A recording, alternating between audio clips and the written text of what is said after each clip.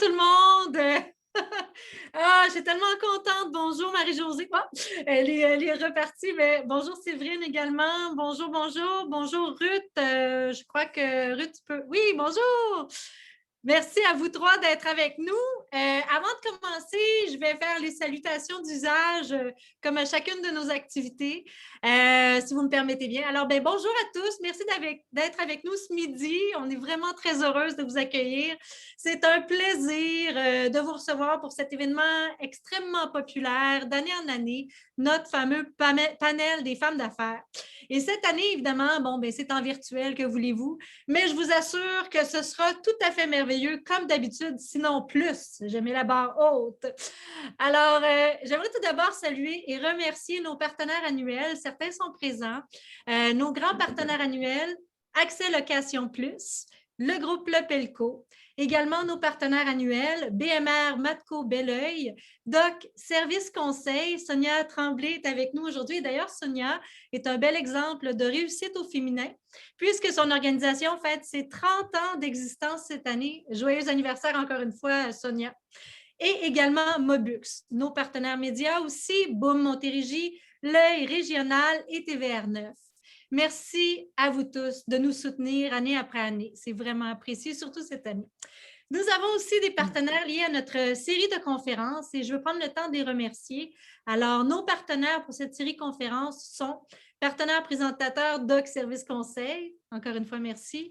Partenaire majeur, Vogel, Danny Michaud, tu es présent. Merci d'être là avec nous. Partenaire associé, Chapdelaine Assurance et Services financiers. Merci, Joël Chapdelaine, de joindre à nous ce midi.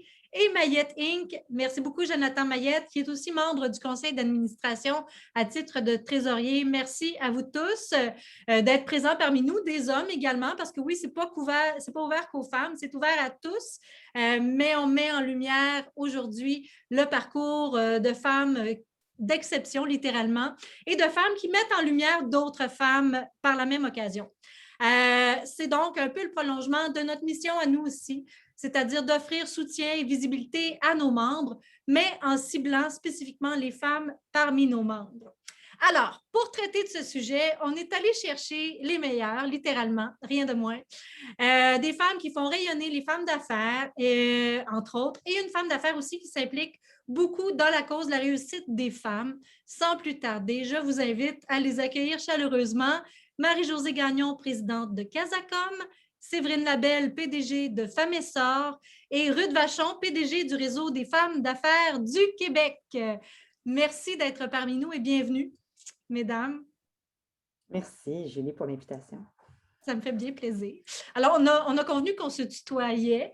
Je vous remercie beaucoup. Je suis plutôt du genre à tutoyer, alors ça va me faciliter beaucoup l'existence.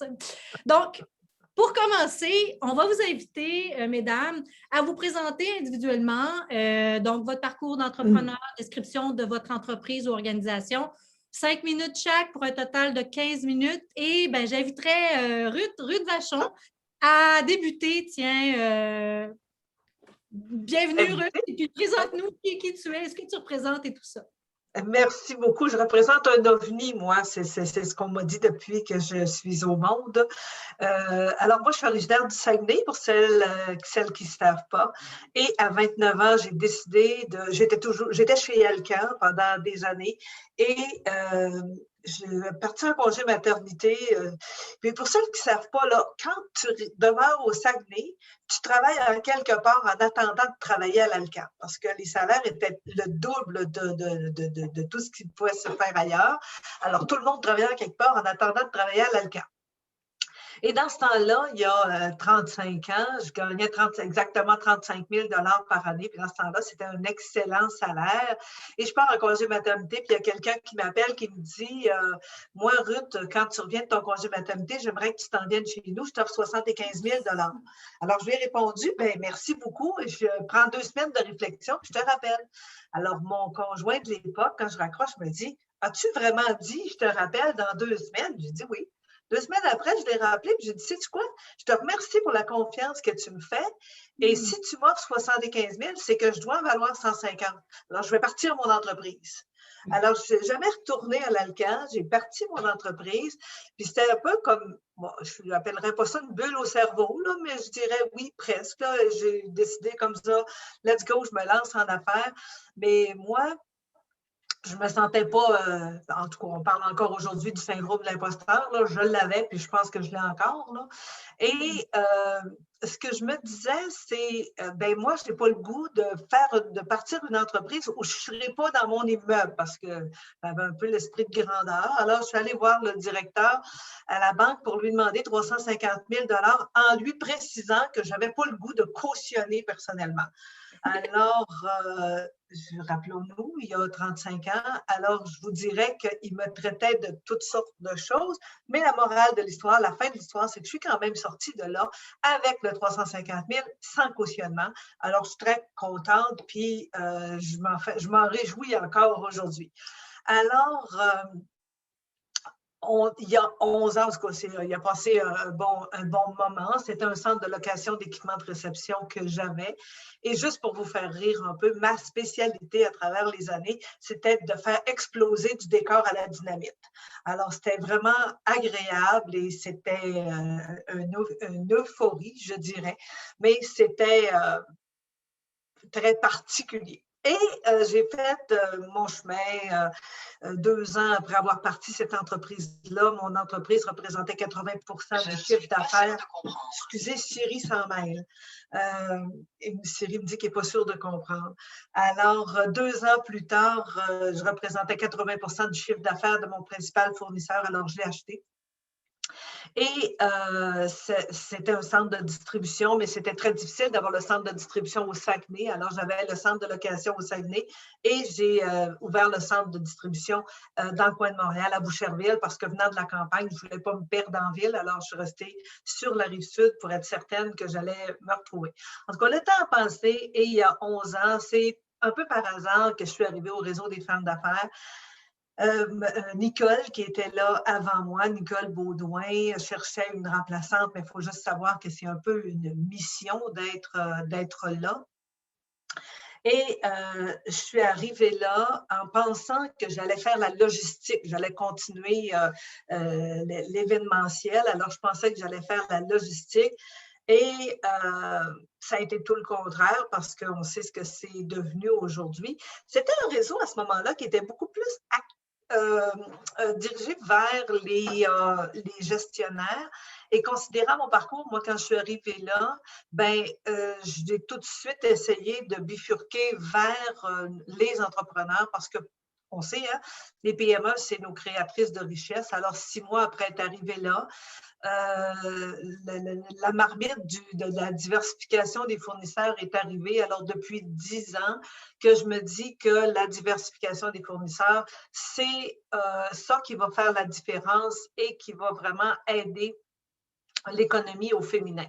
Alors, 11 ans plus tard, c'est encore ce que je fais, de connecter les femmes entrepreneurs avec les grandes entreprises. Et c'est une passion qui donne des résultats que j'adore. Alors, c'est un petit peu mon parcours des 30 dernières années. Bien, c'est un parcours absolument fabuleux. Merci beaucoup. Je ne savais pas tout ça. Vous êtes vraiment, excuse-moi, une vraie battante, une vraie bataillante. Puis c'est impressionnant tout ça. Merci. Vraiment. Oui, je suis battante. Oui, je suis battante. Merci. Oui, puis j'aime beaucoup l'idée aussi de dire, ben j'ai compris ma valeur, puis même si je doute un peu, je fonce, j'avance. Félicitations, vraiment. C'est la base même de l'entrepreneur. Puis venant d'une femme, c'est très stimulant. Merci. Je continuerai avec Séverine. Séverine, je suis curieuse également de connaître ton parcours. Ben oui, bonjour tout le monde. Ben, merci Julie pour cette belle invitation puis cette belle discussion. En fait, j'ai un parcours un peu éclectique qui se sépare en 3, je dirais, mais toujours guidé par la même volonté que j'ai depuis toute jeune, je pense, de vouloir vraiment avoir un impact sur ma société puis contribuer à changer les choses pour le mieux puis à développer développer notre société. J'ai commencé dans le milieu communautaire et social. En fait, j'ai été organisatrice communautaire dans les CLSC. J'ai ensuite, à l'âge de 29 ans, implanté un organisme d'aide aux personnes qui vivaient avec le VIH-Sida. Cet organisme-là vit toujours, d'ailleurs, existe toujours ici en Estrie. Ça m'a amené à travailler en Afrique par la suite. Et à mon retour, j'ai souhaité aller voir l'autre côté, en fait, du côté du développement économique, puis mieux comprendre le milieu des affaires. J'avais souvent l'impression qu'on manquait d'outils dans le milieu social communautaire pour vraiment avoir justement un impact, de mieux comprendre la réalité économique. Je me voyais éventuellement faire des ponts entre ces différents milieux-là. À mon retour de l'Afrique, j'ai commencé à travailler à la Chambre de commerce du Montréal métropolitain. Donc, je connais très bien la réalité des chambres de commerce. Une très belle chambre, comme vous la connaissez, hein, une centaine d'employés, des milliers de membres et surtout une volonté aussi d'avoir un impact dans le Grand Montréal. Alors, j'ai commencé comme conseillère au président. Je m'occupais des relations avec la communauté de la Chambre, je m'occupais du conseil d'administration, des relations avec les cabinets politiques aussi. Et puis, j'ai fait mon bonhomme de chemin. À un moment donné, j'ai pris la direction du World Trade Center, qui est la direction, dans le fond, qui aide les entrepreneurs à développer leur entreprise à l'international. Et là, je suis tombée dans la marmite de l'entrepreneuriat. Je dirais, j'ai découvert d'un peu plus près la réalité des PME et des entrepreneurs, à quel point ils étaient dynamiques, à quel point ils avaient, je trouvais, des outils concrets pour transformer leur entourage ou leur entreprise, puis une belle liberté, en fait, qui m'attirait.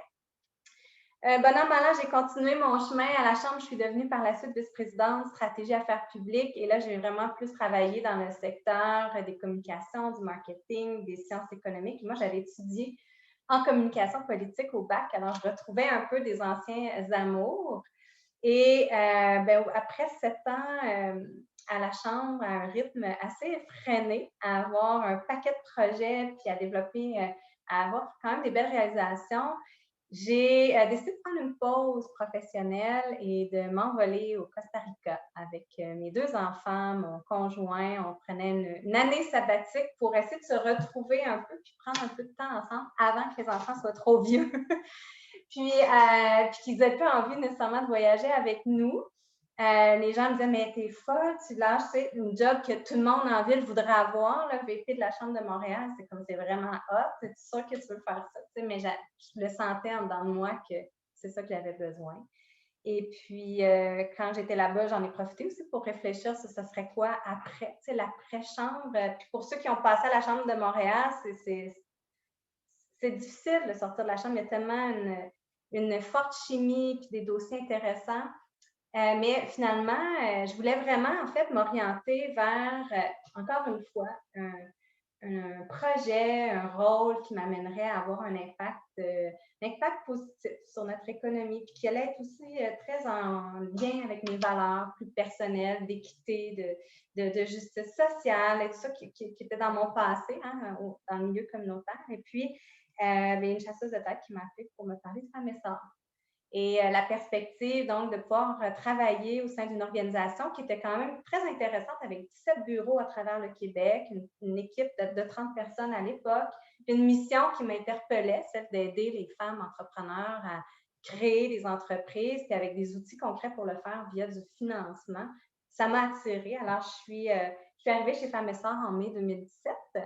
Et puis, depuis, ça a été une montagne russe, un manège à haute vitesse. On a cru de façon exponentielle. Là, en 4 ans, on a triplé nos budgets d'opération, on a doublé notre équipe, puis on s'apprête la semaine prochaine à faire des belles annonces pour notre prochain fonds d'investissement, toujours dans la même optique de financer et d'appuyer l'entrepreneuriat québécois. Donc, je pourrais en parler un peu plus tout à l'heure, mais chose certaine, on connaît une très belle évolution, puis je m'épanouis beaucoup parce que j'ai l'impression de jouer un rôle qui est à la fois très entrepreneurial, mais en même temps avec une grande équipe, puis surtout des moyens pour avoir un impact concret sur une mission. Je n'appellerais pas ça une cause, mais une mission qui me tient à cœur, c'est celle de vraiment tenter de transformer l'économie pour la rendre plus inclusive, puis aussi plus durable pour nos enfants.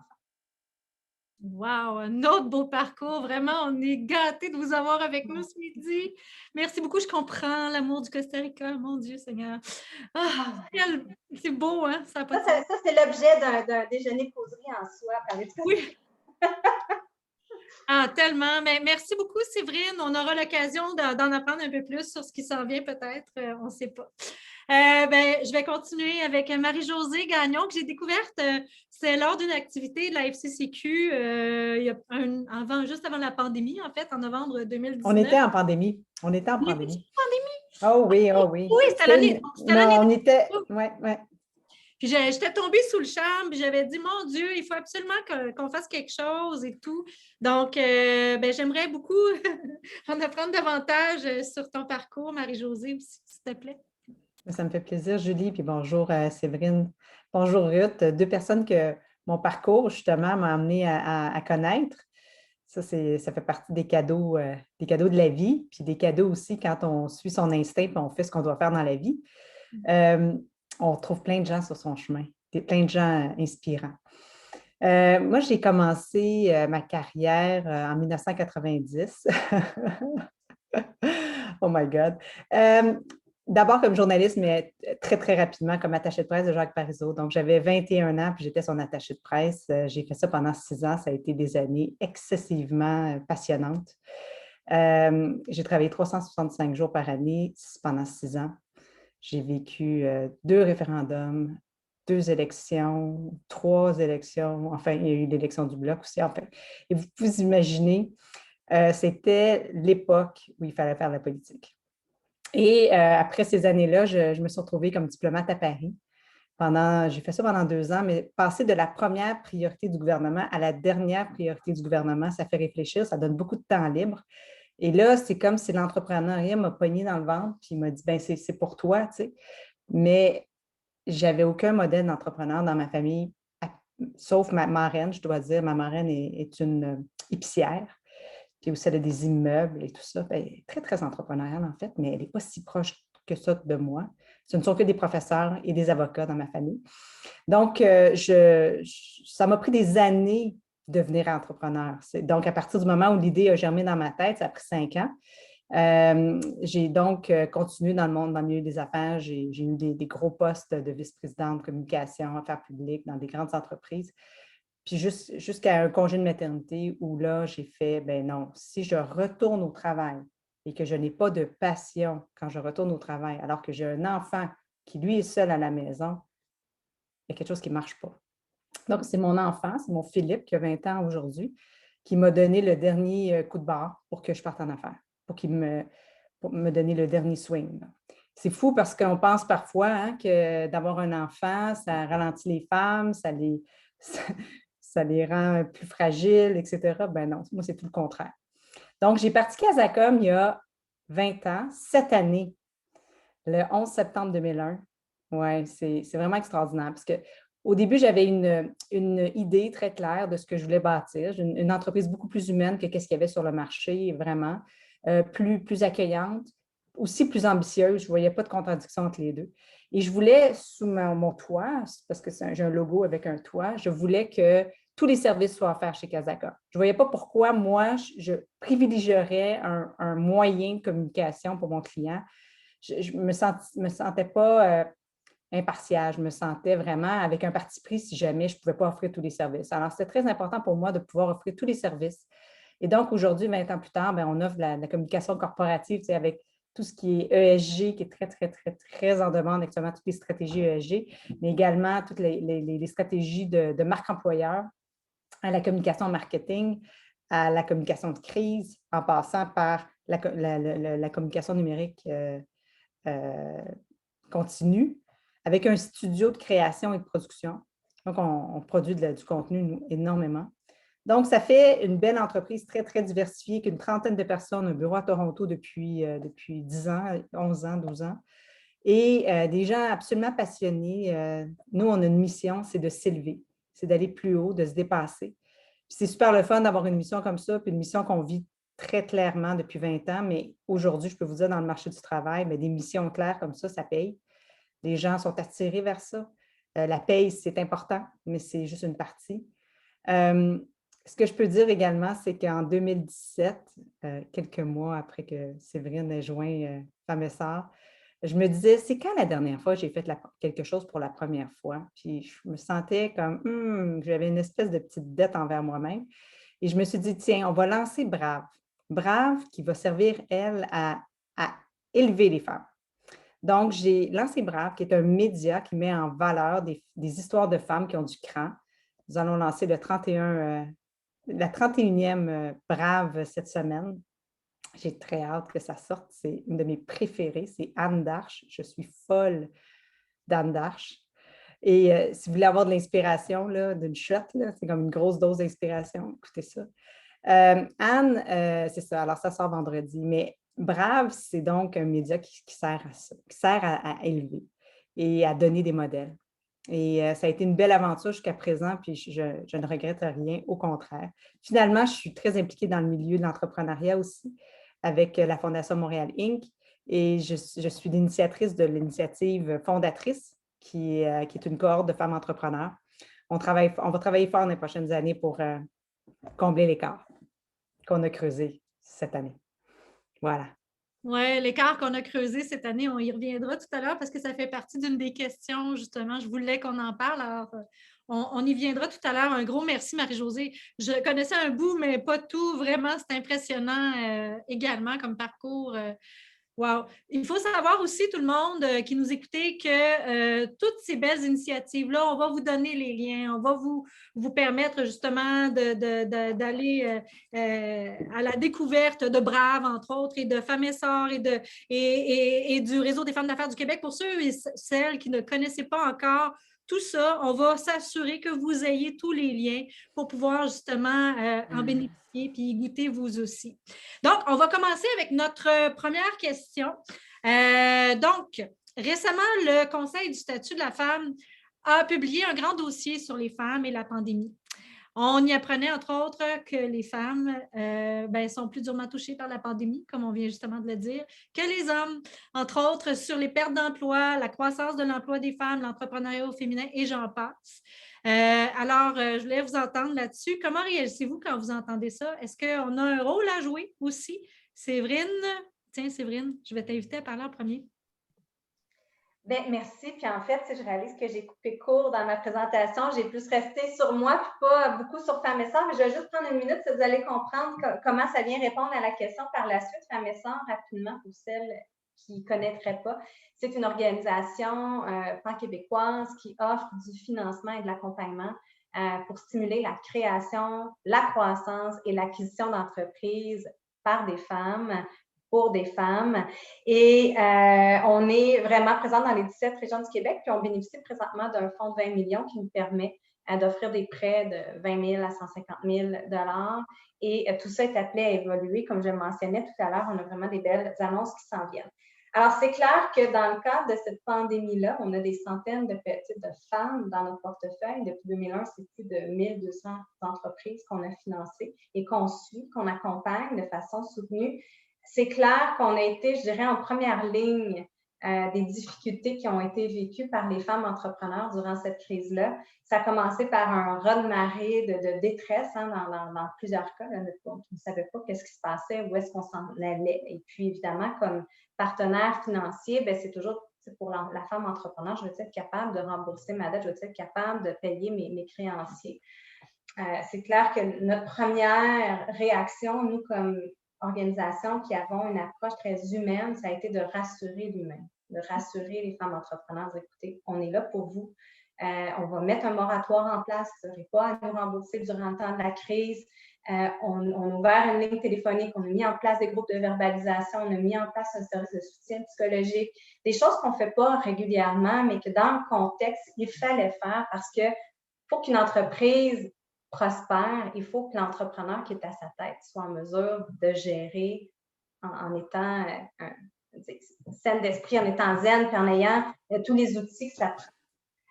Donc, c'est sûr que on a aussi fait un sondage pour essayer de bien comprendre la situation. Puis ce sondage-là qui a été mené auprès de plus de 1000 entrepreneurs à travers le Québec, nous a dévoilé qu'une sur 5 était en très grande difficulté et à risque de fermer, dans grand risque de fermer, en fait. Et puis, c'est sûr que quand vous dites, combler l'écart qui a été créé pendant la pandémie, c'est clair qu'il y en a un parce que les entreprises à propriété féminine ont été particulièrement touchées. Puis c'est ça que le sondage nous a révélé. Puis pourquoi elles ont été particulièrement touchées? Mais il y a différentes raisons. Premièrement, elles œuvrent massivement dans les secteurs d'activité qui ont été les plus touchés par la pandémie. On pense au commerce de détail, à l'hébergement, à la restauration, les services aux personnes. Ça a été très difficile.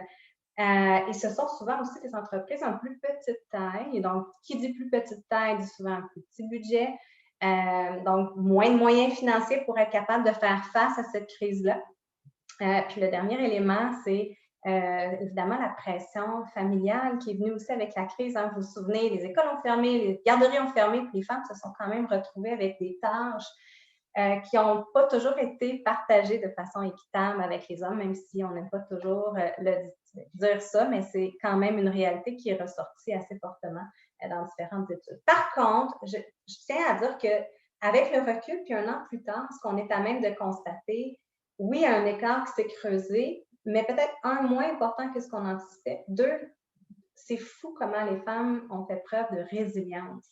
Elles ont été en mesure de faire pivoter leur entreprise, de s'adapter à la situation, puis ils ont fait preuve davantage même d'innovation que les hommes entrepreneurs. Puis ça, c'est une étude du réseau M qui nous le révèle.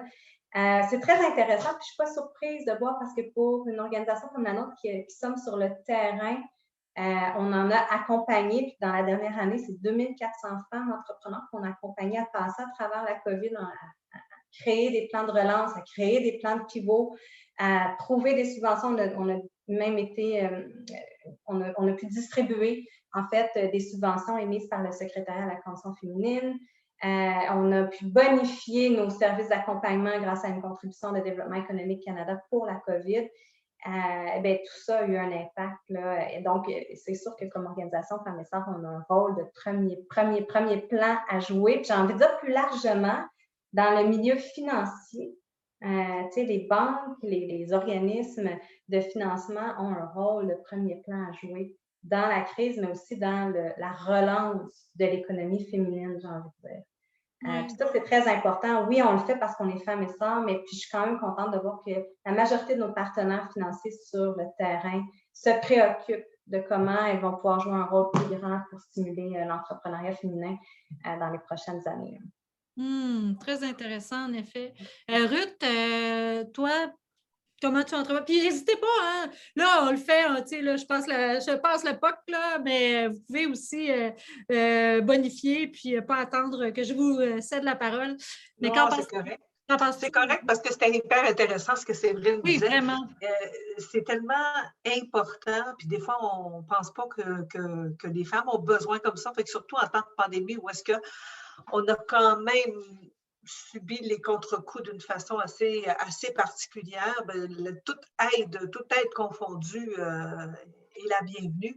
Et comment on réagit quand on entend ça? Nous autres, au réseau, réagir, c'est agir sur le terrain. On sait que les femmes étaient touchées, mais on comprend aussi que les femmes issues des minorités l'ont été davantage. Ça demandait vraiment une attention particulière. Puis, c'était important de réagir. Nous, jour 1, on s'est regardé, puis je veux dire, on a tout eu un peu la première réaction de « OK, c'est le fun ». On avait tellement pas le fun, là, mais je veux dire, c'est particulier. On a tellement de retard qu'on va profiter de ces 2 semaines-là parce que c'était supposé durer juste 2 semaines. Hein? On va profiter de ces 2 semaines-là pour faire du ménage puis se remettre à jour, mais ça a pris comme 2 heures de réflexion. Puis après, je me rappelle, la première fois que je me suis assise avec l'équipe, c'est est-ce qu'aujourd'hui, vous êtes en train de faire ce que vous étiez en train de faire il y a 2 jours? Si la réponse est oui, c'est probablement parce que vous n'êtes pas en train de faire la bonne chose.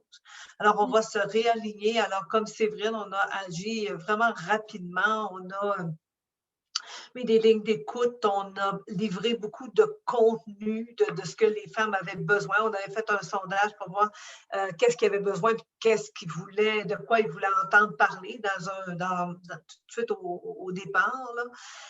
Et c'est là-dessus qu'on s'est concentré, essayer de leur donner la matière qu'ils avaient envie. On a fait des groupes de discussion, des groupes d'aide, des lignes d'écoute, des partages.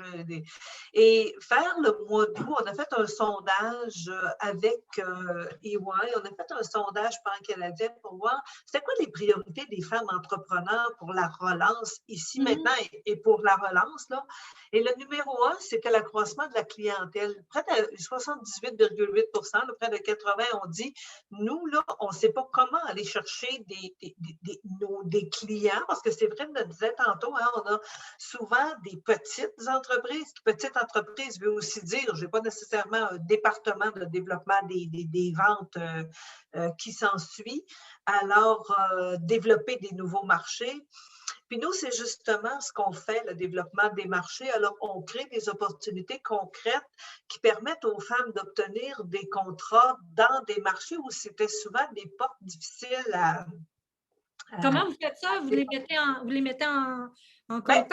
je donne un exemple. On va chez Costco, pareil, je donne un exemple comme ça. On va chez Costco, puis on dit, OK, on a des femmes qui aimeraient vendre leurs produits. On a tel secteur, telle possibilité. Et là, on assoit les femmes autour de la table et on les fait présenter leurs produits et services. Et nous, il faut comprendre que ça se passe dans un cadre particulier. Ça se passe dans le cadre de la diversification des fournisseurs. Alors, ce qui fait qu'on est capable de travailler avec les femmes qui sont autant dans le service que dans la fabrication, tout secteur confondu. Alors, la diversité des fournisseurs, c'est souvent une personne qui est à l'interne qui va ramasser l'information pour tout le monde et dire, OK, toi, c'est hyper intéressant, je vais te passer à tel acheteur, je vais te passer à tel acheteur. Alors, c'est ce qui nous permet, nous, de ne pas dire on travaille pour un secteur ou pour la fabrication ou le service. Alors, on peut se permettre de dire qu'on travaille pour toutes les femmes entrepreneurs, même les solo-entrepreneurs, parce que tu as beaucoup de femmes qui sont dans le service, qui n'ont pas nécessairement d'employés, mais ces femmes-là qui ont des entreprises, soit dans la fabrication ou autres, qui ont des besoins qui sont reliés à j'ai besoin de cours d'anglais, j'ai besoin d'améliorer ma stratégie, j'ai besoin d'un plan de communication. Donc, alors, c'est toutes des femmes qui œuvrent dans le service, qui sont là et qui sont capables de les aider. Juste pour vous donner un exemple, il y a 2 semaines, c'était notre conférence annuelle Cap vers la réussite et pendant les 3 jours, on a eu plus que 1000 rencontres de maillage entre les femmes entrepreneurs et les autres entreprises. Alors, et c'est vraiment ça, organisé dans un but là, très clair de créer, de développer des opportunités d'affaires avec elles.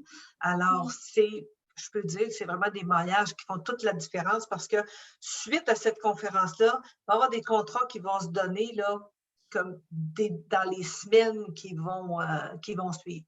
Mais ce que je voudrais dire, c'est que c'est vrai qu'on a eu un coup qui était solide, pas autant les hommes que les femmes, mais je veux dire, on a eu un coup qui était quand même difficile, qui n'est pas terminé encore.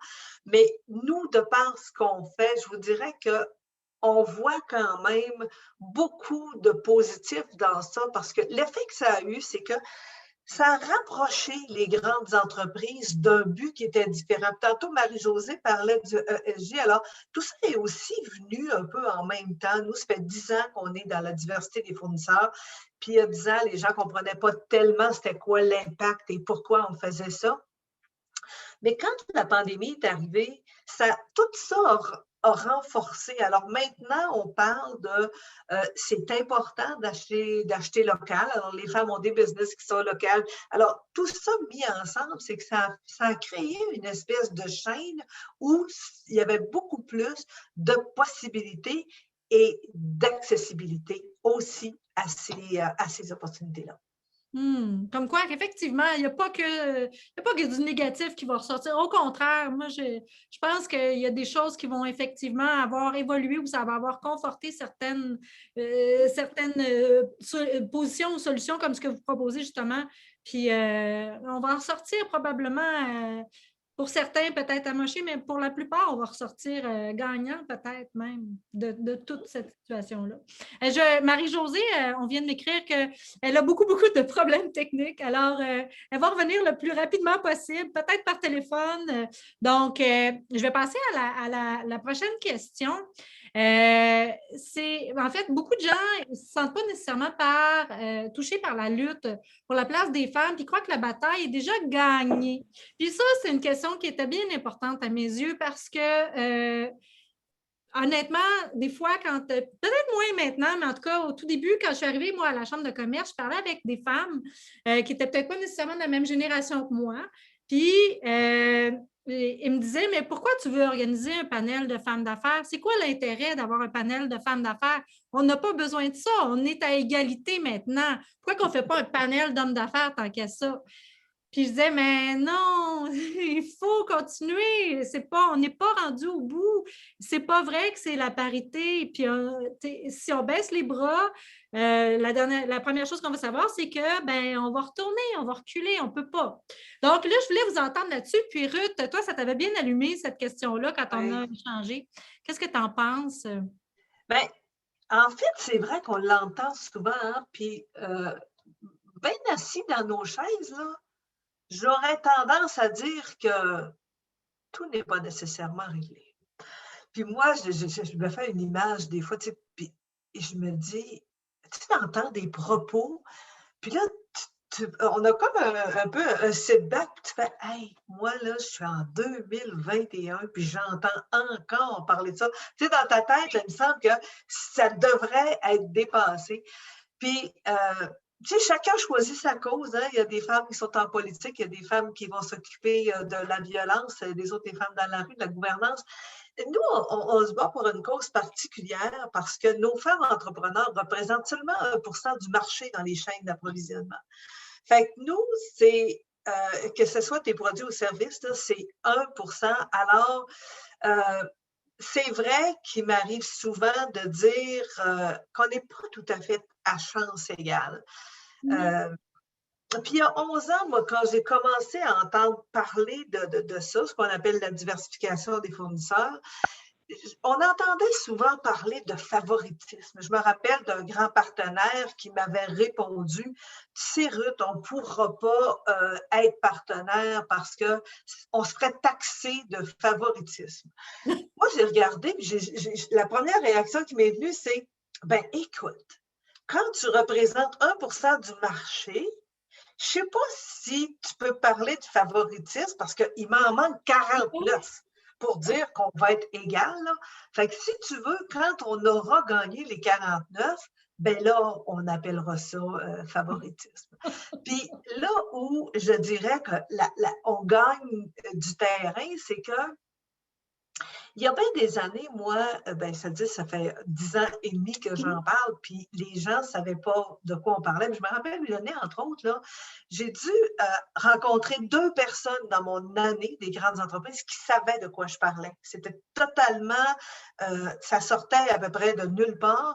Alors, quand les entreprises commençaient à en parler, c'était un projet. C'était un projet à l'intérieur de l'entreprise. Puis honnêtement, il se trouvait bien bon de soutenir un projet comme ça. Et avec le temps, dans l'évolution, c'est que ce projet-là est devenu une valeur au sein des organisations. Puis ça change tout dans la façon d'être capable de le faire. Alors, il y a encore beaucoup de travail à faire, mais je trouve qu'il y a une beaucoup plus grande conscientisation, puis une plus grande ouverture, puis tout le travail qui a été fait commence à porter des fruits. Est-ce qu'on est égal? Non, non. Est-ce qu'on est à chance égale? Non. Mais je trouve que l'ouverture étant là, je pense que les prochaines années vont nous permettre de faire un bout de chemin pas mal plus rapide. Rebonjour, Marie-Josée. Oui, c'est ça. Bonjour, Marie-Josée. Tu as des petits enjeux de... J'ai été expulsée. Ah! Oui, vraiment. Oh mon Dieu. C'est shutdown complet, là. Alors là, peut-être que je vais être encore ressortie. Je ne sais pas s'il y a quelque chose qui se passe dehors. On vit sur du temps emprunté. Dans ce cas-là, je vais tout de suite passer à Marie-Josée parce que je voulais t'entendre justement vos plus grands défis à toutes les trois. Tant qu'à t'avoir tout de suite, là, je sauterai à cette question-là immédiatement. C'est quoi vos plus grands défis respectifs à l'heure actuelle, là, présentement? C'est quoi, En toi? général, Julie? En général, et pour toi, là, mettons, qu'est-ce que tu identifies, toi? Là, Ben comme... moi mes défis, c'est mes obsessions. OK? Alors, j'ai 2 obsessions. C'est de constamment me réinventer et de toujours attirer et de motiver les meilleurs. Donc, si tu veux savoir mes 2 défis, c'est ceux-là. C'est mes 2 obsessions. C'est ce qui m'intéresse dans la vie et c'est ce qui fonctionne. Donc, me réinventer, c'est sûr que... Puis aussi, c'est ma formule. C'est la formule qui a fait le succès chez Casacom, puis ce qui me rend vivante et qui me rend passionnée à tous les jours. Donc, puis je te dirais que dans le contexte actuel, il est particulier le contexte. Hein? Il est très, très mauvais pour certains, puis il est très, très, très bon pour d'autres. C'est ce qu'on disait tantôt, justement. Les gens ont eu besoin de communiquer. Hein? Les gens ont besoin de communiquer énormément pour retenir leurs employés, pour en attirer, ne serait-ce que juste ça. Puis on se comprend qu'il y a toute la communication externe dont je ne parle pas et il y a l'adaptation au monde d'aujourd'hui. Il y a énormément de travail pour les firmes de communication comme la mienne. Mais ça n'en demande. Donc, on est dans une croissance. On a augmenté là, d'à peu près 50 dans la dernière année. Donc, donc il y a des défis de croissance. Puis dans un défi de croissance, il faut continuer d'innover. Et il faut aussi, dans un défi, dans un contexte de relance et de surchauffe, parce que c'est ça qui se passe actuellement, puis là, on parle à des entrepreneurs, il faut retenir et motiver ses meilleurs. Oui, absolument. Je dirais que moi, juste ça, là, ça me tient bien occupée. Oui, j'en doute pas. Mais tu sais, tu as tellement raison. Moi, je disais, quand c'est arrivé la pandémie, tout ça, nous, on est une petite équipe. Ça n'a rien à voir, Séverine, avec la permanence d'une centaine de personnes de la Chambre de commerce de Montréal métropolitain. Mais on est une gang de fées fabuleuses, comme je dis toujours. Puis quand la pandémie est arrivée, on s'est rassemblés, puis on ne s'est pas roulé en boule. Nous, on est plutôt du genre à avoir été plugués dans le 220.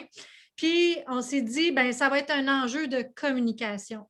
La pandémie, c'est un enjeu de communication et c'est ça qui est le nerf de la guerre. Fait qu'on s'est complètement reviré de bord, puis on a justement misé beaucoup là-dessus. Puis effectivement, ça a dû faire progresser les entreprises. Comme Casacom, beaucoup, vous ont mis sur le highway, littéralement, pour utiliser un anglicisme. Mais je pense qu'on a plus fait progresser nos clients qu'on a progressé nous-mêmes. Parce que ça les a amenés ailleurs. Oui, clairement. Oui, tout à fait. Puis les communications, pas juste les communications extérieures, comme tu disais tout à l'heure, mais à l'intérieur. D'ailleurs, on a reçu des membres de ton équipe pour nous en parler justement des communications. Autant à l'intérieur, c'est important aussi. Séverine, excuse-moi, tu allais dire quelque chose. J'allais simplement faire du pouce sur Marie-Josée parce que Marie-Josée, moi, on se connaît depuis longtemps. On se suit depuis mon temps à la Chambre, mais avec Casacom, on a travaillé avec eux pour justement tout former l'équipe et créer un plan de gestion de crise. Puis à l'époque, on s'imaginait, on ne sait pas, tu sais, femme et sœur, on pourrait se faire hacker nos données personnelles de nos clients. Il faut se préparer par rapport à ça. Mais quand la pandémie a frappé, la première chose qu'on a fait, ça a été de sortir le plan. Et puis les formations qui nous ont été offertes par Marie-Josée, son équipe, ça nous a tellement permis justement de nous élever comme organisation et de faire face à cette crise-là avec une certaine forme de zénitude puis de structure qui nous a permis d'être extrêmement agile, rapide, de s'adapter rapidement, puis de justement je ne veux pas dire de créer une opportunité avec cette crise-là, mais d'être capable, c'est ça, de rester pertinent puis utile, puis en même temps de pouvoir offrir nos services à un plus large public. Puis c'est beaucoup grâce à ce qu'on a travaillé avec Marie-Josée et son équipe. Vraiment, ça a été formidable. Ouais. Puis justement, on parle de défis. Séverine, qu'est-ce que tu as, toi, comme défi, comme ça, là? Moi, je vais utiliser l'expression de Marie-Josée, ce qui me tient occupée puis ce qui me travaille toujours, c'est comment est-ce qu'on veut relancer l'économie? Comment est-ce qu'on veut la reconstruire? Est-ce qu'on veut revenir en arrière? Puis je pense que une des bonnes choses de cette pandémie-là, ça va avoir été d'augmenter le niveau de sensibilisation au fait qu'on n'est pas tous égaux dans cette société-là. Puis qu'effectivement, les femmes ont été extrêmement touchées puis qu'elles ne vont pas se relever de ça en criant ciseaux. Puis comme Ruth le mentionnait tout à l'heure, il y a aussi tout un autre pan de notre société qui contribuait pas déjà avant la pandémie à son plein potentiel, puis qui ont été aussi extrêmement frappés par la pandémie. C'est toutes nos communautés ethnoculturelles, les minorités visibles, les personnes qui sont encore racisées puis qui font face à différents biais dans notre société. Puis même nos Premières Nations, je veux dire, qui étaient bien avant nous, puis qu'on les voit pas, on les voit pas prospérer dans le domaine entrepreneurial, économique, comme on voit, je dirais, les hommes blancs de façon générale prospérer. Et moi, mon focus actuellement, c'est vraiment on a un bel outil chez Femmes et Sœurs. On a développé à travers le temps une expertise solide. On a une équipe des plus engagées avec qui j'ai jamais travaillé. On a l'expérience avec les entrepreneurs et notamment avec les entrepreneurs qui ont vécu et qui vivent encore aujourd'hui différents obstacles propres au fait qu'elles sont des femmes. Plus de difficultés à avoir accès au financement, plus de difficultés à avoir accès aux contrats auprès des donneurs d'ordre.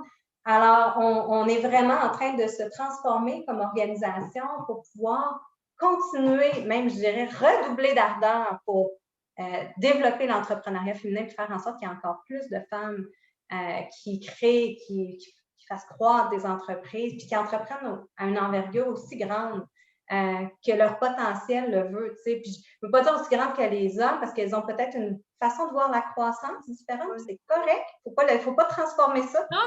Mais qu'elles puissent se développer à leur plein potentiel puis qu'on puisse pleinement valoriser leur apport dans notre économie. Puis même chose pour les autres entrepreneurs qui sont malheureusement encore sous-représentés. Donc, on est en train de se transformer pour élargir, dans le fond, l'accès à nos services à davantage d'entrepreneurs. Ça a été annoncé dans le dernier budget du Québec, donc on va desservir dorénavant, en plus de continuer à desservir les femmes entrepreneurs, on va offrir l'accès à nos services, à notre financement aux hommes et aux femmes qui sont racisés, les personnes autochtones, les personnes immigrantes, les membres de la communauté LGBTQ de plus, et les entrepreneurs handicapés.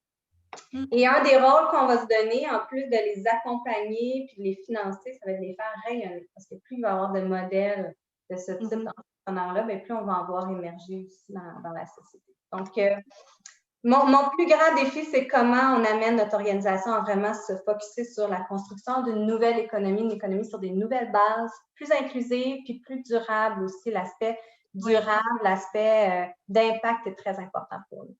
Tout à fait. Wow! Du pain sur la planche. Beaucoup. C'est tellement stimulant. C'est beau. Je ne me pose pas la question pourquoi je me lève le matin et pourquoi je vais travailler. Wow, bravo! C'est de la musique à mes oreilles, tout ça. Ruth, toi, défi qui s'en vient comme ça? Ben, ils sont présents, là, ils ne s'en viennent pas, ils sont arrivés. Ces petits défis-là. Moi, je vais faire un peu du pouce sur ce que Séverine disait. Tu sais, on dessert une clientèle qui se ressemble avec des objectifs d'aide différents. Mais c'est fou de voir à quel point ce petit plus-là, ce petit coup-là de pouce qu'on va leur donner fait une différence dans leur vie. Tu sais, tu vas aider quelqu'un qui est démarré, qui a les moyens, c'est correct, tu sais, je veux dire, c'est un aide qui est apprécié. Mais ces gens-là qui ont 1, 3, 5, 7 employés, le coup de pouce que tu vas leur donner, là, il fait tellement une grande différence dans la croissance de leur entreprise que c'est motivant.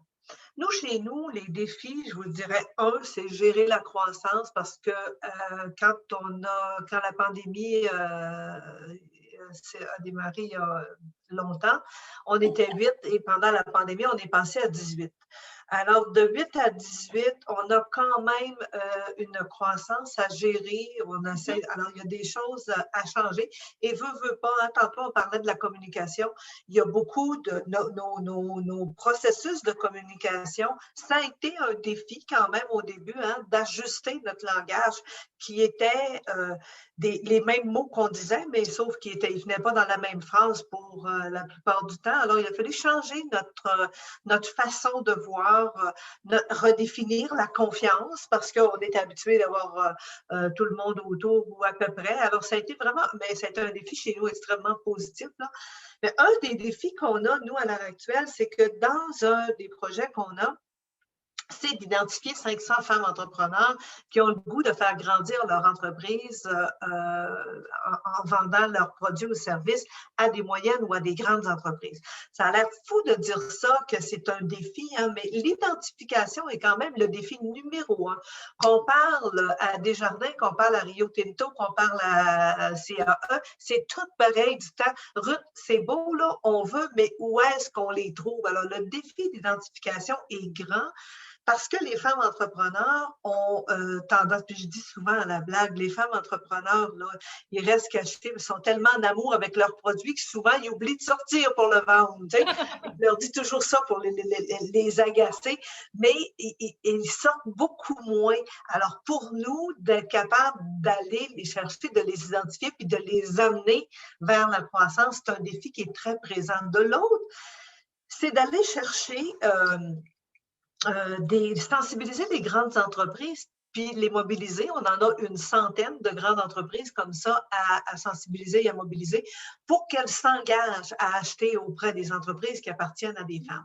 Alors ça, pour nous, c'est un défi important. Mais par contre, qu'on est en train de bien travailler parce que ce projet-là dont je vous parle, qui n'est pas vraiment démarré encore, on a un objectif d'aller chercher 40 millions de dollars d'achat des grandes entreprises avec les femmes entrepreneurs. Et avant de lancer le projet, on a déjà 57 millions de garanties. Alors, ça va super bien. 57 millions avec 3 organisations seulement. Alors, on se rappelle qu'on en a 100 à aller chercher. Alors, c'est aussi un défi de penser, OK, il va falloir réaliser ça, tous ces engagements-là. Tu sais, il y en a qui se sont engagés pour 15 millions à la base, d'autres 8 millions, 12 millions. Alors, c'est extrêmement intéressant, mais le défi, ça va être de suivre ces entreprises-là pour rendre concret l'engagement à lequel elles veulent contribuer. Mais c'est un beau défi, hein? Il n'y a rien de négatif dans ça. Puis ça va s'appeler comment? Est-ce que c'est connu? Ou c'est la relance des entreprises à propriété féminine. C'est bon, OK. Non, alors, nous, on l'appelle le projet de la relance, là. Hein? Nous, on l'appelle le projet de la relance, là, mais accélérer la relance. Si jamais on veut en faire la promotion, Ruth, il y a de l'information qu'on peut aller... oui, on va le lancer officiellement, je pense, vers le 15 juin, là, mais... OK. Et le projet, initialement, on couvrait 8 régions du Québec et dernièrement, on s'est entendu pour couvrir les 17 régions du Québec. Oh, wow! Parce que je trouvais que c'était très défavorisant de dire, ben toi, tu viens de Trois-Rivières, fait que je ne pourrais pas t'aider. Tu sais.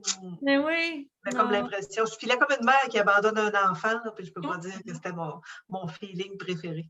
Bientôt tout le Canada, Ruth. Oui, ça s'en vient. Qu'est-ce que tu as dit, Séverine? Je n'ai pas entendu. J'ai dit bientôt tout le Canada. Pour oui. Des femmes. Ça s'en vient. Ben écoutez, le temps file tellement rapidement.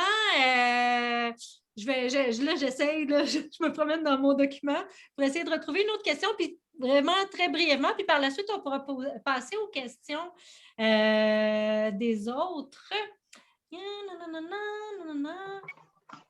Défi, pandémie, raz-de-marée, monde entrepreneuriat, la pandémie est portée. Ah oui, on a couvert quand même un peu, mais qu'est-ce que vous diriez que la pandémie a apporté, vous, là, de positif dans votre organisation ou dans votre vie professionnelle? Est-ce qu'il y a quelque chose que vous sentez que ça ne serait pas arrivé si la pandémie n'était pas survenue? Oui? Séverine? Ben oui, ben en fait, au-delà de ce que j'ai mentionné tout à l'heure, c'est certain que Femmes et Sœurs, on est, comme j'ai mentionné, quand même une équipe de 60 personnes, mais on travaille avec un modèle de gestion qui est assez non conventionnel, assez différent. On travaille vraiment avec les principes de l'entreprise libérée, avec vraiment un minimum de hiérarchie et beaucoup, beaucoup d'autonomie. Et cette façon de travailler, elle était quand même assez récente pour nous. C'est une transformation interne qu'on avait entamée, là, je vous dirais, il y a à peu près 3 ans, 3 ans et demi. Et donc, c'était quand même assez récent. Et pour nous, donc, ça a été une façon de tester le modèle dans un des temps les plus intenses qu'on a vécu, là, je dirais, dans notre histoire récente, de par ce que les femmes entrepreneurs ont vécu, de par le soutien qu'on leur a donné, mais aussi les nouvelles enveloppes qu'on est allé chercher, tout ça en très, très peu de temps. Et si bien qu'on a même gagné un prix remis par le secrétariat de la condition féminine, le prix Thérèse Casgrain, Femmes et COVID. Et honnêtement, je pense qu'on n'aurait pas atteint tout ça, puis on n'arriverait pas à ce qu'on va annoncer prochainement. C'est dur de parler. J'aurais tellement le goût de vous en dire plus. Mais si on n'avait pas justement cette agilité-là au sein de l'équipe, où chacun a vraiment la possibilité de travailler dans l'innovation, de prendre des décisions très rapidement, mais toujours dans le bien de l'organisation et en faveur de notre raison d'être. Donc, ça a été vraiment, pour moi, je le vois comme une façon d'avoir testé notre modèle, puis de démontrer que non seulement il marche, mais je pense même qu'il nous amène plus loin. Donc, ça, pour moi, c'est un apprentissage très positif pour notre organisation, plus à l'interne, mais qui va avoir des répercussions sur l'externe. Puis sur un plan plus personnel, ben, je pense que comme tout le monde, hein, la pandémie nous ramène à l'essentiel. Tu sais, prendre soin de sa santé, prendre soin de sa famille. Même si ça a été une année complètement rocambolesque, j'aurais jamais pu travailler comme je l'ai fait dans la dernière année si j'avais dû me déplacer comme je faisais avant. J'étais sur la route 3-4 jours par semaine. Des fois, je dormais 2 ou 3 nuits à l'extérieur de la maison. Là, j'étais 100% à la maison. J'ai pu bénéficier d'un peu plus de temps avec mes enfants. J'ai quand même été en mesure de travailler comme jamais. Fait que je pense qu'on va en retenir aussi peut-être une façon différente de gérer notre temps et de voir nos façons de travailler. Donc, je trouve que c'est des éléments positifs dans tout ça. Puis le dernier, je pense que ça nous prépare aussi au fait qu'on ne peut pas prendre pour acquis notre planète, on ne peut pas prendre pour acquis notre stabilité sociale. Et à tous les jours, il faut poser des gestes pour protéger ces acquis-là, puis même développer ce qu'on veut développer. Donc, que ce soit en entrepreneuriat féminin, que ce soit en inclusion sociale, que ce soit dans la protection de l'environnement, de la planète. Attendons pas qu'il y ait une autre crise comme on l'a vécu pour agir. C'est ce que j'espère, en fait, c'est plus mon espoir de ce qui va ressortir aussi de cette crise. Oui, tout à fait. Est-ce qu'une de vous deux est inspirée? Marie-Josée, toi, qu'est-ce que... On en a parlé tout à l'heure, Julie, l'impact sur les communications, l'importance des communications. Oui. Ça, on a gagné, je ne sais pas, mais on a gagné 5 ans, on a gagné 10 ans, puis ça fait combien de temps combien d'années que je prêche sur l'importance stratégique des communications, puis... Puis c'est clé dans la gestion de la réputation. Puis la gestion de la réputation, c'est tout ce qu'un individu ou une entreprise ou une société sociale, je ne sais plus comment on dit ça, une entreprise sociale a pour elle. Hein? Oui. Une personne morale. Voilà. Oui, sa réputation, oui. Oui, sa réputation, je veux dire, c'est les piliers de son existence. Donc, c'est fondamental. Donc, ça, on a fait des progrès immenses sur le plan, mettons, des affaires et de la gestion comme leader de mon organisation, d'avoir l'occasion de rebrasser toutes les cartes. Je trouve ça génial. On n'a pas fini de brasser le jeu de cartes, là. Fait qu'on est là-dedans actuellement, puis je trouve que ça ouvre plein de possibilités et c'est vraiment chouette. Puis sur le plan personnel, moi, je suis vraiment quelqu'un qui est en amélioration continue, qui veut toujours s'élever. Mais là, j'avais une occasion extraordinaire, c'est que j'étais sur un dénominateur commun, une espèce de routine, une régularité incroyable qui faisait en sorte que j'étais capable de mesurer mon progrès sur à peu près tout ce que j'entreprenais. Je trouvais ça vraiment génial. Puis là, je parle au passé, mais je suis encore là-dedans. Sauf que là, j'ai des invités en fin de semaine, là, sa terrasse, là. J'espère qu'il va faire beau. Mais je veux dire, on recommence à vivre comme un petit peu comme avant, là. C'est vraiment chouette. Donc, je parle un peu au passé, mais j'ai pu, parce que, comme Séverine, je voyage beaucoup en temps normal, pas autant qu'elle, mais disons, tu pars en voyage en Europe ou aux États-Unis ou à Toronto, puis tu reviens un peu déstabilisé. Tu sais, tu as mal dormi, nanana. Fait, tous les projets personnels que tu avais entrepris avant ce voyage-là, ben, sont un peu déstabilisés. Alors que là, on est sur une espèce de routine, c'est merveilleux pour mesurer l'évolution puis apprendre des nouvelles choses. Tout à fait. Le télétravail, c'est un peu ça aussi que ça nous a permis de découvrir, c'est-à-dire qu'en n'ayant pas justement à se sortir pour arriver, puis ça a des avantages, des inconvénients, mais effectivement, c'est des bonnes choses qu'on va probablement, en tout cas pour nous, pour notre part, on va assurément se modéliser différemment. On va permettre autant le télétravail que le travail en présentiel, autant pour se concentrer quand on a besoin d'être dans notre bulle, mais aussi pour être entouré et susciter les échanges. Ouais. Ben, merci beaucoup, Ruth. Toi, comment tu vécu ça? Je trouve un paquet de choses que j'aurais aimé changer. Moi, je me lève, le genre de personne qui se lève le matin en me disant « Qu'est-ce que je vais faire aujourd'hui que je n'ai pas fait hier? » Moi, j'aime le changement, j'adore le changement. Puis, je trouvais qu'il y avait beaucoup de choses que j'aurais eu le goût de changer, puis que souvent, je me sentais comme prise dans un cadre de porte. Puis, ce petit virus-là, je trouve que ce qu'il a amené, il a rendu possible ce qu'on voyait impossible. Fait que, il nous a rendus, je trouve, plus humains, plus rapprochés. On avait le goût de se parler d'une façon différente. Puis, veux pas, moi, je trouve que même si on est en télétravail, ben, je trouve que ça a énormément rapproché notre équipe, en tout cas, et beaucoup d'équipes que je connais. Et c'est pour le mieux. Tu sais, on n'avait pas le temps, puis nous, on est un peu comme Séverine, on est très ouverts en termes de culture, d'organisation. On est toutes des mères et des mères et des grands-mères, alors on a toutes des obligations qui viennent avec et on le respecte énormément. Alors, tu sais, quand tu n'es pas en télétravail, il y en a une qui rentre à 7 h, l'autre rentre à 7h15, à 8 h, à 9 h, à 10 h, puis fait que là, tu es toujours d'un bon jour jusqu'à 9h30, finalement. Alors que là, on a, comme Marie-Josée dit, on a créé des routines à 8 h le matin, tout le monde est ensemble, on fait un kick-off le vendredi. Le vendredi, c'est toujours les bons coups de la semaine qu'on partage tout le monde ensemble.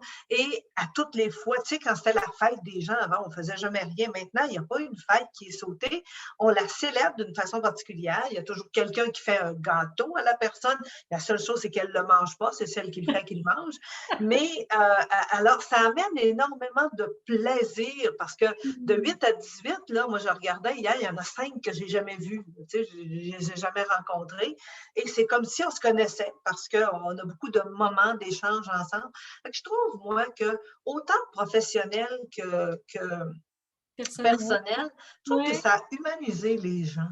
On dirait qu'on est devenu plus sensible à l'autre. Puis nous, ce qu'on faisait, on dirait qu'on a toujours senti qu'on s'en venait vers une pandémie parce que ça fait 10 ans qu'on travaillait et qu'on prêchait dans le désert à des organisations pour qui c'était pas naturel. Puis tout à coup, oups, c'est devenu des oreilles ouvertes, on entend les propos, on a le goût de faire quelque chose, on a le goût de s'engager. Fait que pour nous, je dirais que ça a été une occasion de transition où notre petite chenille est en train de devenir papillon. C'est beau. Oui, je seconde, je suis à la même place tout à fait. Vraiment. Moi, je vois beaucoup de positifs dans ce qu'on vit. C'est sûr, là, on le dit toujours un petit peu du bout des lèvres parce qu'on sait qu'il y a des gens qui trouvent ça très difficile, puis c'est pas de nier ça, là, mais moi, en tout cas, il y a des choses très positives. Il y a plein de beaux papillons présentement là, qui sont en train de s'envoler. Ouais. C'est vraiment bien. Mais écoutez, on va passer tout de suite, Marie-Claude, ma collègue. Salut Marie-Claude. Bonjour. Bonjour. Est-ce qu'on a des questions? C'était vraiment intéressant. Je buvais vos paroles tout le long. Donc, pour ceux qui voudraient poser une question, en fait, dans le bas de votre écran, vous avez 2 options. L'onglet questions-réponses et l'onglet discussion.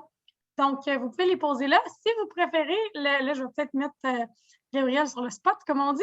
Si vous préférez les poser de vive voix, vous pouvez l'écrire et Gabrielle peut vous inviter aussi à venir là, pour qu'on vous voit poser la question si vous préférez ça. Donc, moi, j'en avais des petites questions. Si personne ou le temps que vous écrivez vos questions, mais moi, j'avais une petite question. D'ailleurs, pour Marie-Josée, que je m'intéresse à ton balado. Est-ce que tu mets en lumière ces femmes importantes? Et moi, je me demande, est-ce que là, tu es rendu, tu dis à ton combienième? 31e. 31e? Y a-t-il quelque chose qui ressort, tu sais, à chaque balado, Oui. presque? Puis, ou y a-t-il quelque chose qui t'a surpris là-dedans au fur et à mesure des rencontres? Bien là, tu me donnes-tu une demi-heure pour te répondre? Non, 5 minutes, 10 minutes? OK, je vais faire ça plus vite, mais oh my God, c'est un cadeau, brave. C'est un cadeau, je faisais ça pour inspirer les femmes à vivre la vie à laquelle ils sont destinés, puis je me suis retrouvée à avoir énormément de plaisir personnellement, puis aussi avoir énormément d'impact sur la personne que j'interviewais, puis finalement avoir énormément d'impact sur mon entreprise. C'était absolument pas l'objectif, puis énormément d'impact sur le recrutement. Donc ça, c'est magique. Mais pour ce qui est de ta première question, que je trouve super intéressante, écoute, moi, quand j'ai lancé Brave, je me suis aussi posé, tu sais, je me suis dit, c'est quoi qui a fait la différence dans ta vie? Tu sais? Ce qui a fait la différence dans ma vie, c'est le courage. Un jour, là, j'ai eu le courage de me lancer en affaires. Ça m'a pris 4 ans, là, y penser, puis douter, puis angoisser. Puis ce que je dis tout le temps, c'est qu'il n'y a pas d'élévation sans turbulence. Tu sais, il n'y a pas de croissance, de transformation sans douleur. Si vous souffrez, vous êtes sur le bon chemin. Séverine, je pense que tu te retrouves là-dedans. Mais c'est bon signe quand on souffre. On est en train, comme tu disais tantôt, Ruth, c'est le papillon, parce que c'est la chenille qui devient. Pensez-vous que ce n'est pas douloureux, passer d'une chenille à un papillon? Ça doit faire mal. Donc, c'est ça. Ça serait une des leçons. Et c'est super intéressant. Je te dirais que une des braves qui est le plus classique, je pourrais faire une étude de cas avec son cas, avec son histoire, c'est Mylène Paquette, qui a traversé l'océan à la rame. Son histoire, puis je te dirais que toutes les histoires sont à peu près faites sur un pattern, mais je trouve que son pattern est comme un peu plus complet. C'est très, très intéressant. C'est très intéressant. Quand on écoute cette entrevue-là, on peut comprendre les étapes qui amènent à vivre une vie à laquelle on est destiné, une vie qui correspond plus à nos aspirations. Puis je vous dirais un endroit, puis là, on arrive dans un endroit que je vois comme une espèce de plaine avec des petites fleurs sauvages, un endroit où on peut redonner aux autres. Et je pense que Julie, c'est là où tu es, puis je pense que Séverine et Ruth, si vous êtes dans la plaine avec moi, on a tellement travaillé fort, on a tellement écouté notre instinct, notre intuition, on a eu du courage, on se retrouve à un endroit où on peut redonner. Et c'est ce qu'on fait. Fait je pourrais parler bien longtemps de Brave. Je suis tellement contente d'avoir fait ça, là. Oui. Ouais. C'est vraiment, vraiment intéressant. Excuse-moi, Julie, t'allais-tu dire quelque chose? Non, vas-y. Bien, justement, ça me pousse vers une autre question parce que tu parlais du courage de se lancer en affaires. Puis, tu sais, il y a sûrement beaucoup de femmes qui étaient sur le point de se lancer en affaires avant la pandémie, peut-être, ou pendant la pandémie, puis que là, ils hésitent. Je lance un peu cette question-là à vous trois. Qu'est-ce que vous diriez à une femme qui, en ce moment, hésite à se lancer en affaires? C'est un bon moment. Je vais le dire. Oui. Moi, je vais vous dire, là, j'ai 53 ans dans 3 semaines. C'est fou comment je me préoccupe peu j'ai de moins en moins d'orgueil, si vous voulez. Ouais. Plus je vieillis, moins j'ai d'orgueil, moins j'ai peur d'échouer. Fait que mon message à l'entrepreneur qui pense à partir en affaires, c'est « attends pas d'avoir 50 ans ». Tu sais? C'est vraiment pas nécessaire que ça soit parfait. Brave, quand j'ai lancé Brave, puis on se comprend, là, c'est pas Belle Canada, là, mais quand j'ai lancé Brave, c'était un 24 octobre 2017. Je vais m'en souvenir toute ma vie. Puis j'ai dit à mon équipe, j'ai dit, écoutez, dans 1 heure et demie, je vais savoir, après avoir fait l'entrevue, je vais savoir si cette affaire-là, c'est pertinent. Mais je suis allée m'asseoir sur le stage, j'ai interviewé ma première brave, sérieusement, sans savoir absolument pas dans quoi je m'embarquais. J'ai construit l'avion en volant. Mhm. Ça, là, puis Kazakom aussi, j'ai fait la même chose. Il faut que les femmes apprennent à construire des avions en volant, puis de se foutre de ce que leur avion a de l'air au décollage dans les airs ou peu importe. C'est très, très important de ne pas vouloir être parfaite, d'abandonner cette idée-là. Je sais que c'est facile à dire, mais je peux vous dire que le temps fait le travail. De toute façon, vous allez tout arriver là. Pourquoi vous ne commencez pas maintenant, puis vous partez tout de suite sur votre rêve d'entreprise? Je dirais, moi, que c'est comme vouloir des enfants. Tu sais, quand tu es en couple, tu te dis, ah, moi, mon rêve, c'est d'avoir des enfants. Si ton rêve, c'est d'avoir une entreprise, moi, je le regardais comme avoir des enfants. Je me disais, ben, en fait, si j'en veux, là, si j'en veux pas, je vais prendre les moyens pour pas en avoir. Puis si j'en veux, je vais me fermer les yeux puis je vais y aller. Puis je suis pas folle. Quand j'aurai des défis, je les verrai bien, ils vont arriver. Alors, moi, je compare toujours ça à ça parce qu'il n'y a rien qui est parfait. On ne pourra jamais être parfaite. Fait que, puis on n'est pas folle, hein? Quand on a des défis, on les voit, on les sent, puis on les surmonte un jour à la fois. Mais moi, je trouve que je compare ça à acheter sa liberté. Je me sens libre d'être entrepreneur. Oui. On a une question. Même si on a moins de temps à nous, je me sens libre de le faire parce que le temps que je prends, c'est pour moi quand j'ai le goût de le prendre. Tout à fait. Moi, quand j'ai mal, là, j'écoute les entrepreneurs. Elles m'inspirent tellement.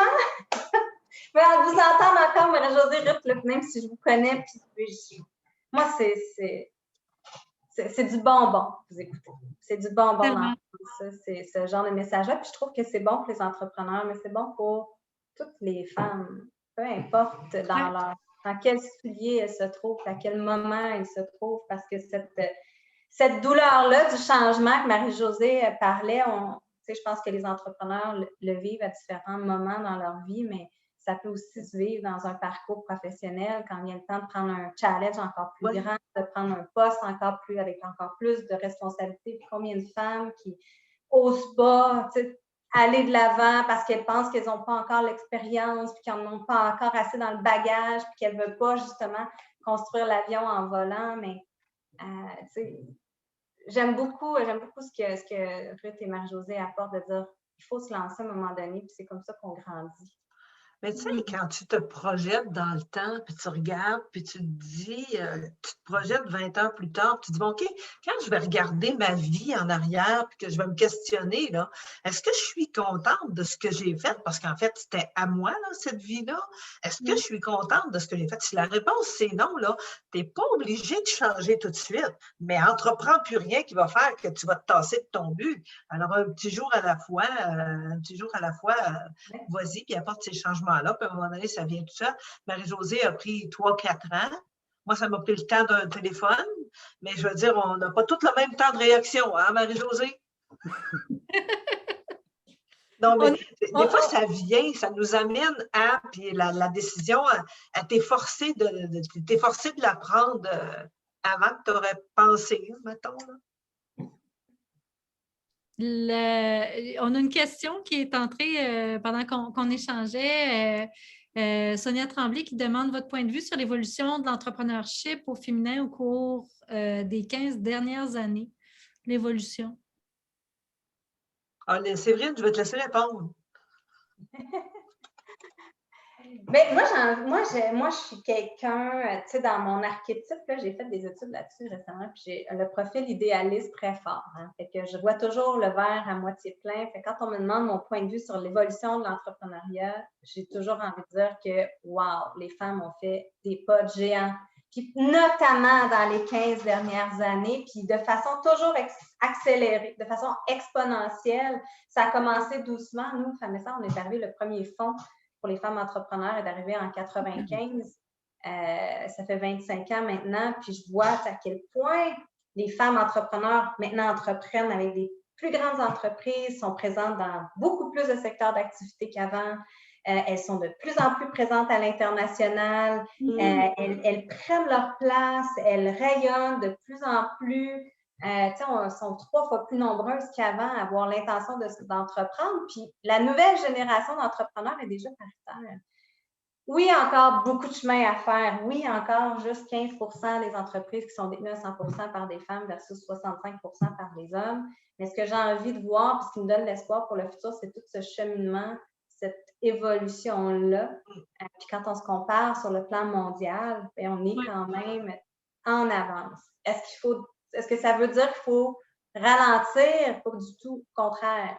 Tu sais, c'est le dernier sprint. Tu sais, quand tu cours un marathon, là, les derniers kilomètres, pas le temps de lâcher. Là.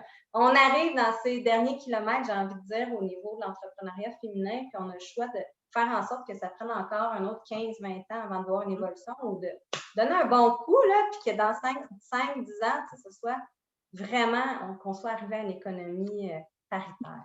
Mais Séverine, moi, je trouve que tu as raison. Puis des organisations comme la vôtre et la nôtre, là, on est un peu, tu parlais du sprint, là, on est un peu comme l'entraîneur qui fait go, go, go, t'es capable. Ouais. Et ça, là, c'était pas très fort il y a 15 ans. Puis je dirais que ça s'est beaucoup renforcé dans les dernières années.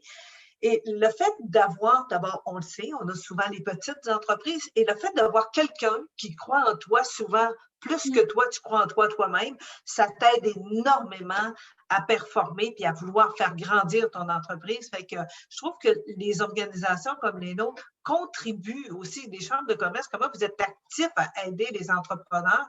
Je trouve que ça contribue énormément à stimuler ce pendant de l'économie-là qui a de la misère à lever. Ben oui, c'est notre rôle. Puis nous aussi, on évolue au gré des années, puis au fil du temps. Puis on se laisse inspirer par des femmes aussi formidables que vous l'êtes. Écoutez, en terminant, moi, j'ai fait un sprint d'entrevue l'année dernière quand la pandémie est arrivée. Puis je terminais toujours ça en demandant quelle est votre perle de sagesse. Est-ce que vous avez, très, très brièvement, est-ce que vous avez une perle de sagesse que vous aimeriez communiquer aux personnes qui nous écoutent en terminant? Marie-Josée, peut-être, je te mets sur le spot. Je ne sais pas si c'est de la sagesse, là, mais c'est une idée qui m'inspire beaucoup. Puis je pense qu'il fait beaucoup, beaucoup le tour de ce qu'on a discuté aujourd'hui. Le monde a besoin de plus de vous, toutes et tous, dans le meilleur de ce que vous êtes, dans votre quintessence. Moi, je dis souvent à mes employés, j'ai besoin encore plus de toi. Tu sais, le toi, là, tu sais, toi là, qui est extraordinaire. Puis faire le lien avec Ruth, être entrepreneur, c'est être libre. Moi, c'est ma valeur de base. Mais c'est une façon de s'exprimer. C'est un moyen d'expression. Casacom, ce n'est même pas une entreprise, si vous voulez mon avis. C'est un moyen d'expression de qui je suis, puis de qu'est-ce que je veux, puis de ma vision. C'est extraordinaire, puis de la vision de mes employés également. Donc, on a besoin de plus de gens qui s'expriment librement dans notre société. Et je suis super contente de savoir que Femmes et Sœurs va aider à la réalisation de ça encore plus chez des clientèles qui ont besoin d'aide. Et c'est une excellente nouvelle. Puis bravo à toutes les deux, Ruth et Séverine, pour tout ce que vous faites. C'est exceptionnel. Merci beaucoup. Oui, vraiment. Séverine? Moi, j'ai eu la chance inouïe. Des fois, je me pince encore d'y penser, d'interviewer Michelle Obama il y a quelques années. Ouais. Puis, j'ai toujours ce qu'elle dit en tête du succès, de dire, tu sais, le succès, ça ne se mesure pas à combien d'argent tu as dans ton compte de banque. Le succès, ça se mesure à quelle contribution, quel impact tu as eu sur les gens autour de toi.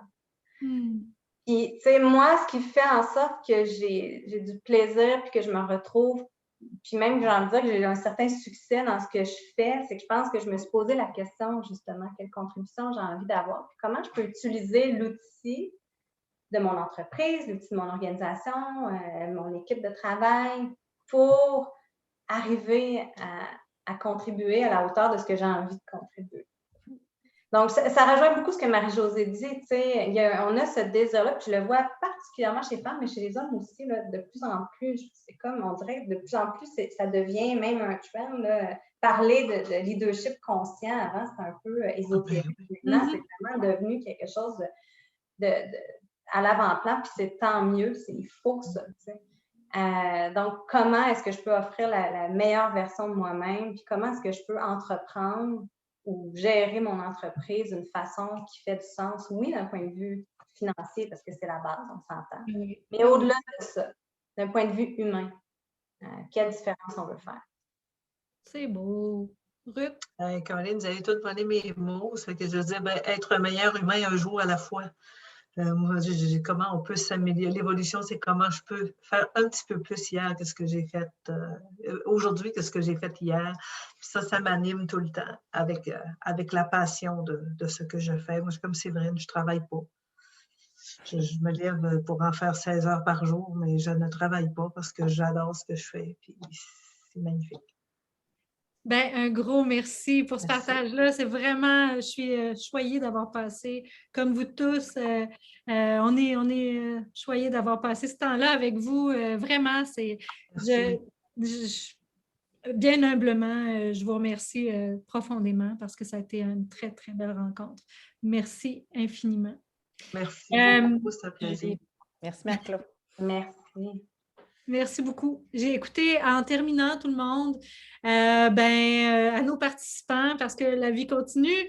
Je vous rappelle que le mini-gala des Lotus, et oui, pour vous dire qu'est-ce que c'est que le mini-gala des Lotus, brièvement, on avait envie, on fait des galas tous les 3 ans, mais là, cette année, on a dit on va faire un mini-gala.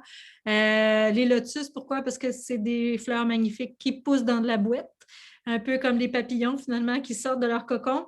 Donc, voilà notre beau gala des Lotus qui va récompenser, qui va souligner la résilience, la créativité, l'innovation, le courage d'entreprises de la région va avoir lieu le 17 juin prochain. Alors, n'oubliez pas de vous inscrire, tout le monde, c'est gratuit. Vous pouvez également commander sur notre site une boîte apéro festive à déguster chez vous lors du mini-gala.